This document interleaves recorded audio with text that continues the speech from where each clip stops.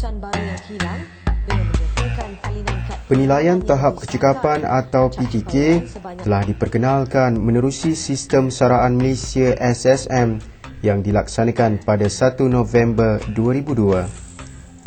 Ia dikendalikan sepenuhnya oleh Majlis Peperiksaan Malaysia MPM dengan kerjasama Jabatan Pelajaran Negeri JPN, Pejabat Pelajaran Daerah di Semenanjung Malaysia PPD serta Pejabat Pelajaran Gabungan di Semenanjung Sabah dan Sarawak PPG.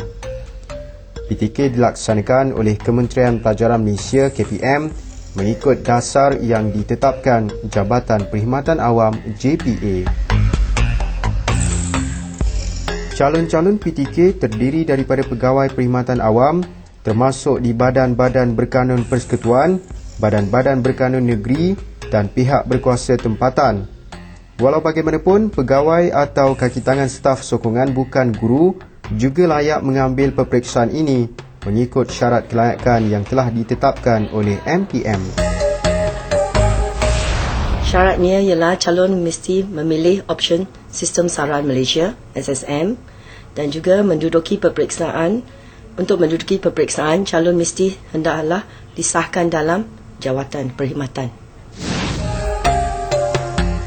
PTK diperkenalkan bagi memupuk pembangunan diri, meningkatkan budaya organisasi pembelajaran dan menyediakan pegawai perkhidmatan awam dalam pelaksanaan pengurusan sumber manusia berasaskan kompetensi selaras dengan hasrat kerajaan untuk meningkatkan keupayaan pegawai perkhidmatan awam bagi menghadapi cabaran globalisasi, meningkatkan daya saing negara, memupuk sikap dan budaya baru serta meningkatkan keberkesanan penyampaian perkhidmatan Service Delivery System. Oleh itu adalah menjadi tanggungjawab pegawai perkhidmatan awam membuat permohonan untuk menjalani peperiksaan PTK kerana keputusan yang melepasi tahap kecekapan sekurang-kurangnya pada aras 3 layak menerima kenaikan pangkat, sementara keputusan yang melepasi tahap kecekapan aras 4 pula layak dipertimbangkan untuk anjakan gaji. Okey, kami ada 2 exam.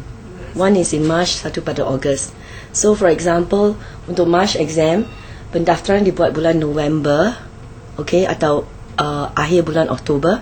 So sebelum itu kami dah hantar kalender. Jika you dapat band 3, katanya band 3, so band 3 you tak dapat anjakan gaji.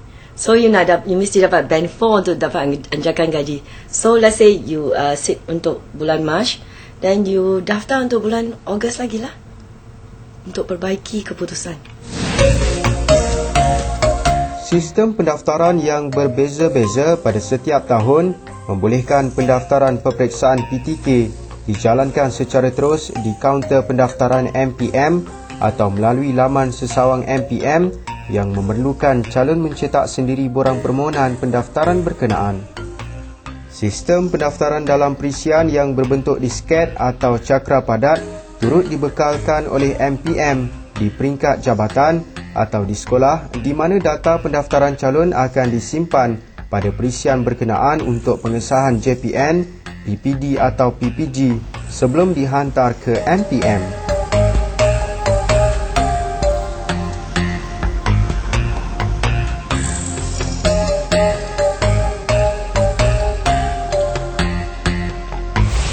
Actually, the guru mereka akan isikan kat perisian. Okay, we have the perisian.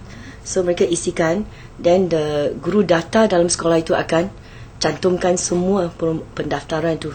Semua pendaftaran di sekolah itu, guru-guru di sekolah itu. Lepas tu akan dihantar ke pejabat pelajaran daerah. Jadi PPD akan mergekan semua ini di dalam daerahnya dan hantar ke MPM.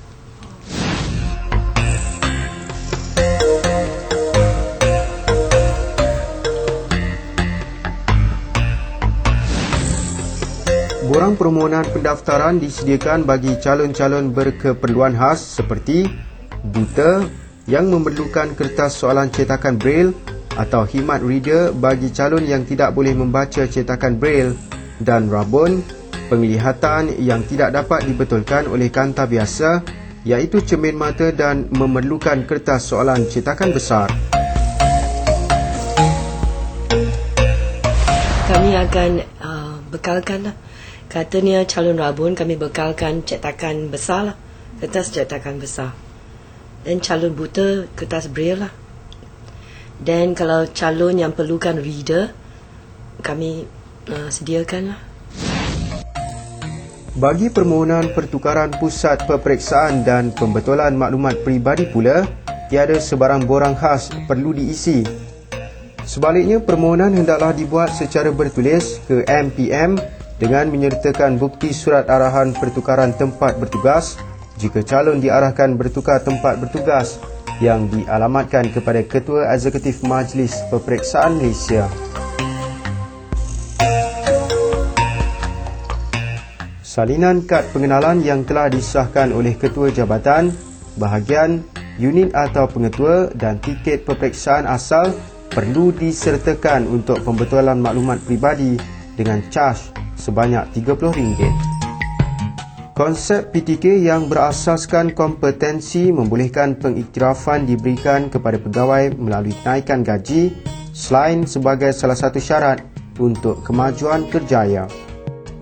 Justru PTK dibahagikan kepada 6 tahap bagi kumpulan pengurusan dan profesional, iaitu tahap kecekapan 1 hingga 6, manakala 4 tahap bagi kumpulan sokongan 1 dan 2, iaitu tahap kecekapan 1 hingga 4 yang dijalankan melalui 3 kaedah penilaian, iaitu peperiksaan, dijalankan bagi kumpulan pengurusan, profesional dan kumpulan sokongan pada tahap kecekapan 1 hingga 3.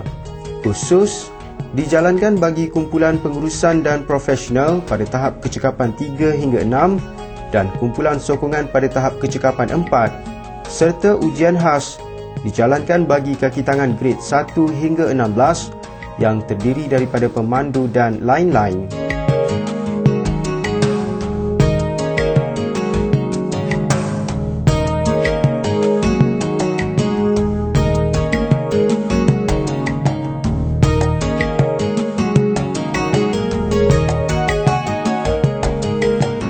Berkuat kuasa mulai 1 Januari 2007, calon yang ingin membuat semakan semula PTK dikenakan bayaran tertentu mengikut kategori atau grade pegawai.